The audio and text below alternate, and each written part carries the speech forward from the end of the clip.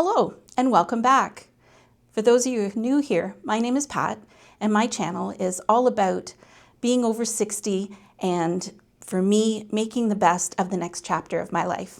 And today I'm sharing with you a recent vacation that I took to Quebec City.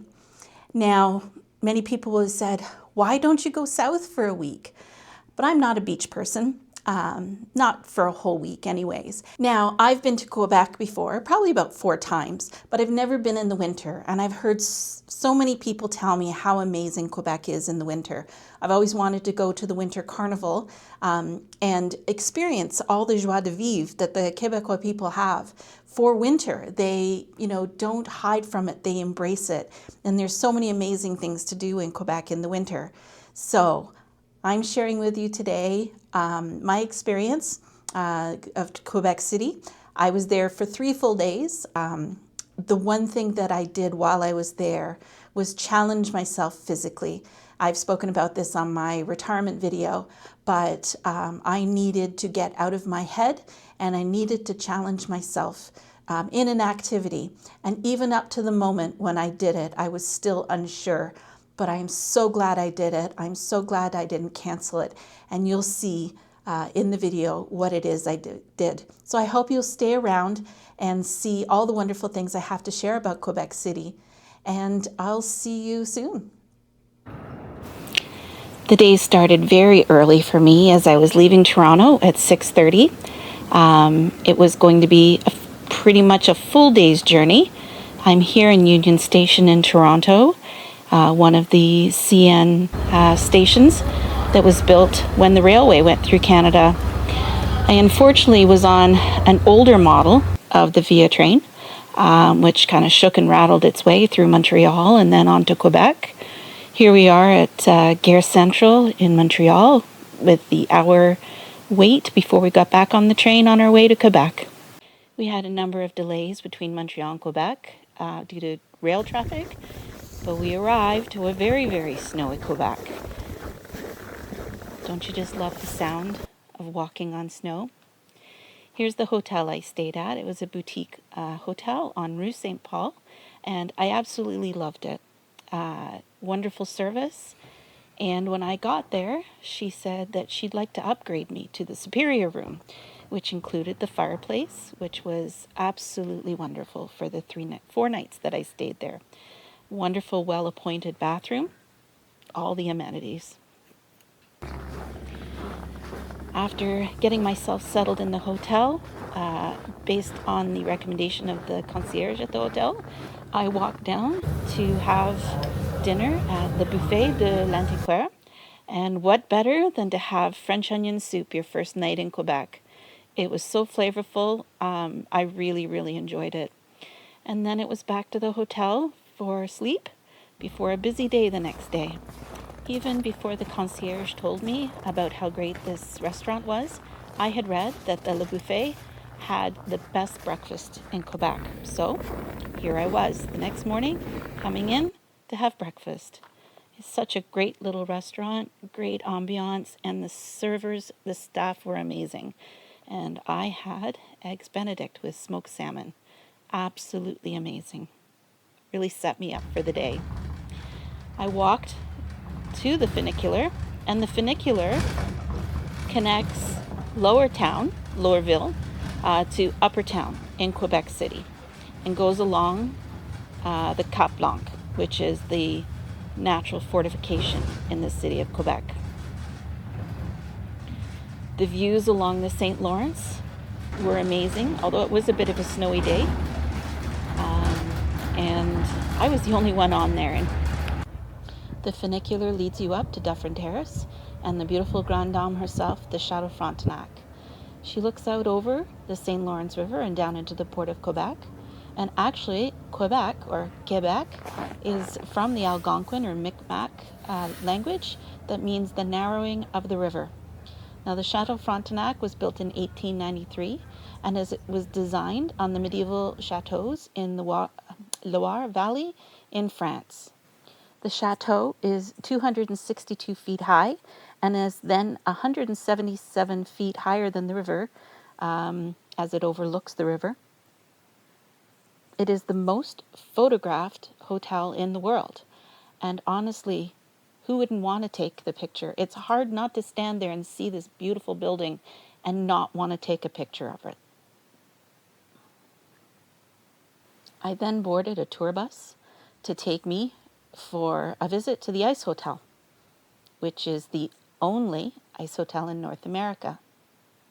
The Ice Hotel is located in behind the village Vacances Valcartier, which is a year-round resort.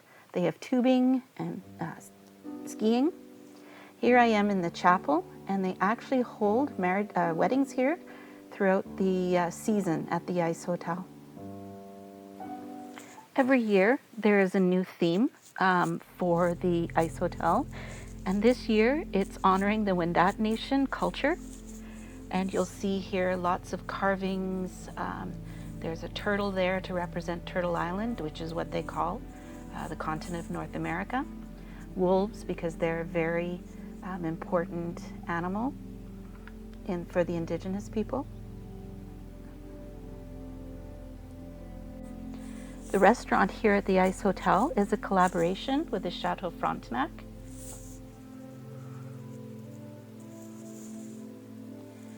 And this is available for guests who stay. Now, as you can see, there's lots of lights throughout the Ice Hotel. It is a fully functioning hotel, so it has electricity that is built into the structure when they're making it. Here's a room where there was an ice slide, and of course, I had to try it. Not as fast as the Dufferin Terrace, but it was still fun. And no visit to the Ice Hotel is complete unless you've been to the ice bar. All of these glasses have been cut out of ice, and they have special cocktails specific for the Ice Hotel. The one that I had was the one that she's making right now, and it was called Sex on the Ice, and it was essentially cosmopolitan, but it was kind of fun.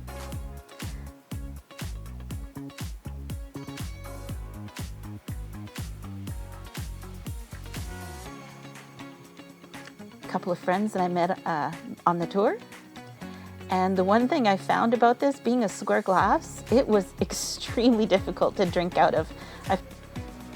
And as I mentioned, the Ice Hotel sits on the Village Vacances de Valcartier. So there's skiing and snow tubing. I wish it had a bit more time. I would have loved to have taken a snow tube down the hill. When you visit the Ice Hotel on a tour, you then have access to see the rooms. And a little bit about the Ice Hotel. It takes 6 weeks to construct. It takes 45 artisans and sculptors, 30 workers and 15 sculptors. It is 53,000 square feet, and the internal temperature runs between -4 and -5 Celsius. There's 44 rooms in total, and what that does, that includes a room in the hotel at the Valcartier for people who maybe can't make it through the night because of the cold. But they do prepare you well that when you book one of these rooms, they give you an instruction of what to wear and how to, be warm through your stay. Now, the fireplaces there are actually for ambiance, and they're not there to heat the room. But there is a thermal sleeping bag, and they do recommend you take a sauna before you go to bed to warm yourself up. The level of skill that I saw in these rooms with the sculpting of the snow was absolutely incredible. The actual craftsmanship and talent is unbelievable. Another fact I meant to say was that they use 45,000 tons of snow.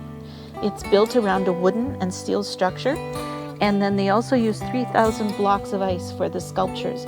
So as you can see, some of the ice sculptures in here as well.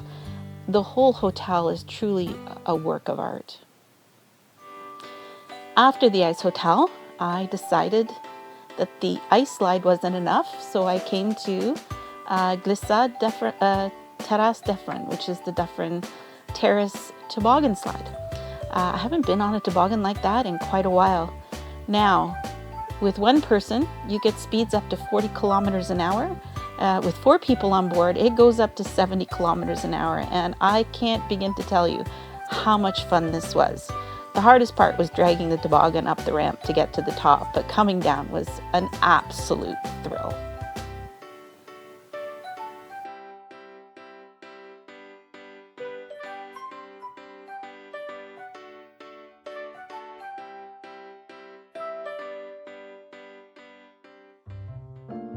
It was only about 5 o'clock, and I decided to stay up in the upper town to go and have a nice dinner. I wanted pizza, so I came to Savini, and what a beautiful place it was. The service was absolutely amazing. My server, Tali, was exceptional. She was so attentive. I wanted a pizza so badly, then I never looked at the price. And I have never paid $35 for a pizza just for myself before, but I have to be honest, it was absolutely delicious. I went with the bruschetta, and the flavors were just amazing, but it'll be the last $35 pizza I ever buy.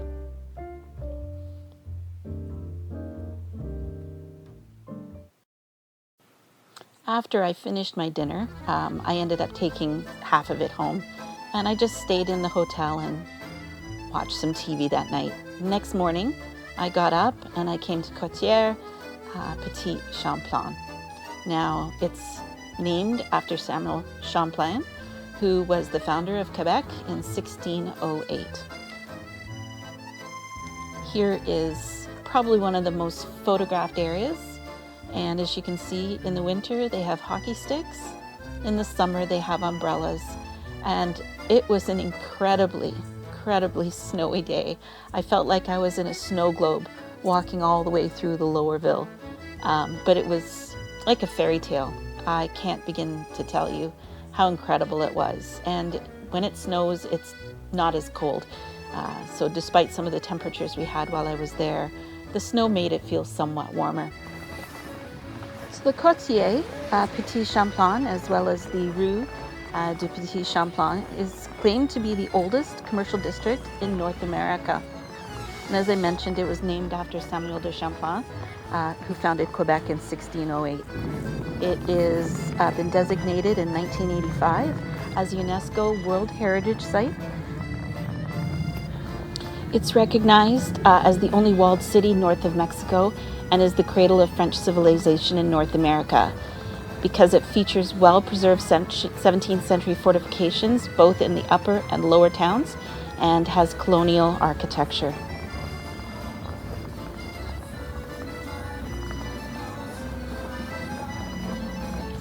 I just love the crunch of snow, and it was snowing.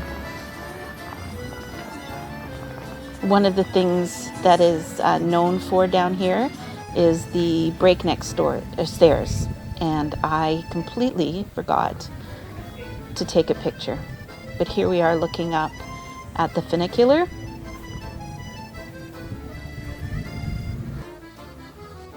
Here we are in Place Royale, and this is the site where Samuel de Champlain began construction of a fortified post in 1608, the first settlement in Quebec City, and thus creating the oldest permanent French settlement in America.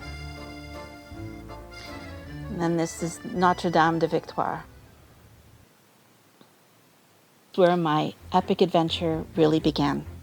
A Hotel de Glace experience, which is ice canoeing on the St. Lawrence River. And it is the only place in the world that allows tourists to take part in ice canoeing. It's actually something that people had been doing in this area because of the need to get back and forth across the river. And what an experience. I was so worried that I physically wasn't going to be able to do this. And I can't tell you how proud I am. As you can see here, how proud I am that I was able to do this. We canoed up the St. Lawrence against the current, stopped and came up onto the ice floe there, had some hot chocolate. These are our guides. What incredible people they are. They were so patient and so helpful, and they wanted us to have the best experience we could have. I can't thank them enough. And this is where we're now heading back to where we started. And the sun came out and it was just such a glorious, glorious day to cap the experience. Bon, here is Quebec City. Canoe experience. So good. Now, because I was so worried about physicalness, I booked the Strome and decided to have dinner before I headed down into the thermal pools at Nordique restaurant. Carrot soup, Hasselback potatoes, and this amazing dessert. It was apple. I can't begin to tell you how beautiful everything was. Now, Strome doesn't allow you to photograph in the pools, so the only footage I got was of this here, and then I had to put my phone away. But it was snowing, the snow was coming down on us. You looked out over the St. Lawrence. This footage here is off of the Strome, their promotional materials. There's the thermal pools, there's red light relaxation rooms. They have floating salt pools. It's such an amazing experience, and I'm so, so glad that I did it. And this was coming out at night, and my legs were jelly, but I was probably the most relaxed I'd been in a very, very long time. After a really good sleep, I slept so well. The next day was a tour I had booked. It was progressive meals for traditional Quebec food. And the first place we stopped was La Buchette. Now, La Buchette translates to stick or kindling for a fire. And this does traditional Quebec food. And this is a duck carpaccio with a shrimp cravate. And it was actually very, very nice. Then we moved on to restaurant La Buche. Now, La Buche means a log, but also, according to our guide, it's the log you pull up around the fire. So pull up La Buche, not La Bouche because that's the mouth, La Buche, and sit on it around the fire when you're having your maple syrup at the Sugar Shack. There's Bonhomme. He's very classic for the Quebec Winter Carnival. And of course, you can't be in Quebec without having a Montreal sweater, although in Quebec they should have Nordique. This washroom was so amazing, I had to take a picture of it. Here we are, we have pea soup, which is soup d'habitant, and l'habitant is actually French settlers, so it's soup of the French settlers. Then we had pâté chinois, so it translates to Chinese pie, but it's actually shepherd's pie, and it's made with beef, potatoes, corn, cream corn, and then there's what they call fruit ketchup. So it's just maple syrup, right? It's not there's no additive to it. You just go to higher temperature and we pour it on snow, so it's more liquid. And then you just have it like a lollipop. And that was Maud, our terrific guide for the food tour, and it was amazing. Maple taffy on a stick. It was delicious. We then went to Café Buade, and if you remember the name Buade, that's actually the Louis Buade de Frontenac. And this is a traditional Quebec experience. This cafe has been around since 1919. And here we had tomato soup, salad, and smoked salmon gravlax, along with a glass of wine. Another extremely tasty meal. Our next stop on the tour was Chez Boulay, and this was the pastry shop. They do boreal cuisine, so they use a lot of sumac and other natural spices. And this is the sucre à la crème, which is the traditional Quebec fudge. And then, of course, what is French food without a beautiful butter croissant? Our next stop was Maison Livernois. And Maison Livernois is a distillery, a gin distillery. And what they were sampling for us that day was pink gin, a drink made with pink gin. And to top our food tour off at the end was a wonderful plate of poutine. it was very tasty and I really enjoyed it. And here is where we said goodbye to our tour group and our tour guide. And it was a wonderful 3 hours. She imparted a lot of knowledge of Quebec City, and it was extremely enjoyable. All of the tours I took, I booked with viator.com. They also do a progressive dinner menu as well, and I would highly recommend doing any of the tours I did. After the food tour was done, I had quite a bit of time, and this is where I wanted to look around the stores. Obviously, the last one was a Christmas store. It's all year round. And this one here is Paillard. And the pastries in here were so, so good. And my daughter loves macarons, so I needed to bring some home for her.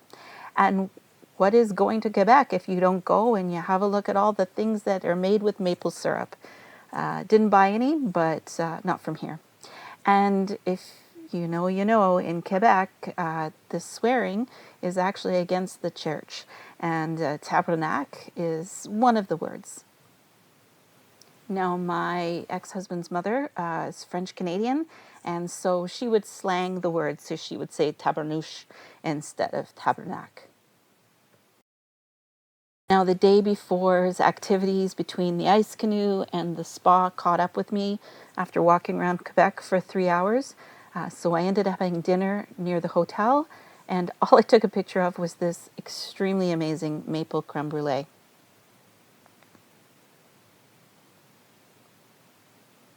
I managed to eat my meal, make it back to my hotel, and fall into bed from complete exhaustion. But what a wonderful exhaustion. And then the next morning was the day of my departure. So where else did I go but back to Le Buffet de Antiquaire? And again, I had my eggs Benedict, and it was a wonderful way to finish off my meals in Quebec City. And I had some time before I needed to head to the train, so I walked around again in the Petit Champlain. And this is the Fresque de Petit Champlain, and what it does is illustrate the life in Blanc, which is the lower town, the Port District, and the working class. And it was painted in 2001.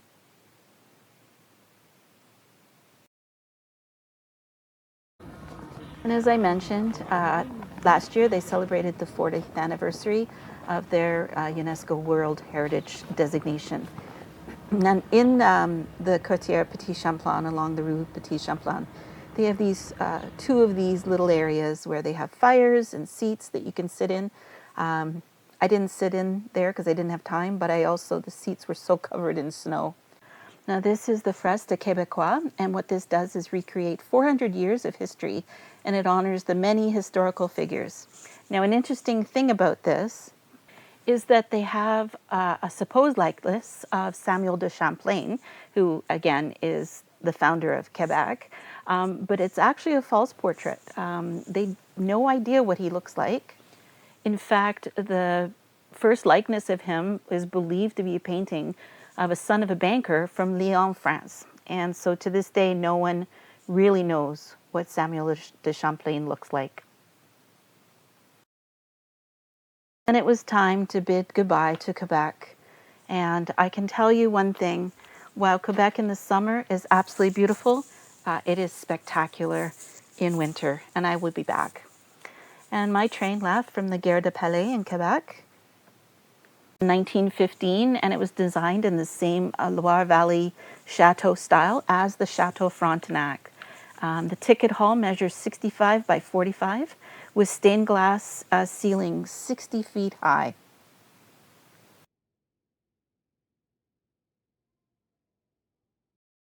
I got settled in my seat and had the new carriage to take me home.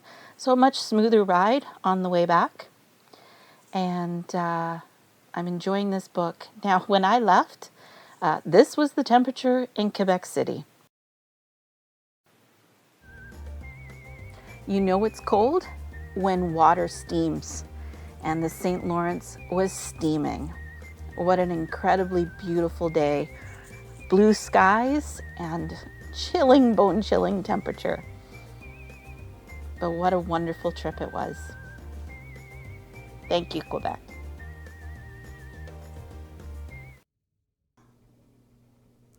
So thanks again for being here and watching my video about my trip to Quebec City. Have you ever been before? Is it a place that you've thought about going? I'd love to know in the comments what your favorite things are if you've been there, and if you've been in the summer or the winter. And as always, I want to thank you for staying and watching this, and hopefully subscribing to my channel. Everything does help. A like, a comment, a subscribe, even the hype. So again, thank you so much, and I look forward to seeing you in the next video.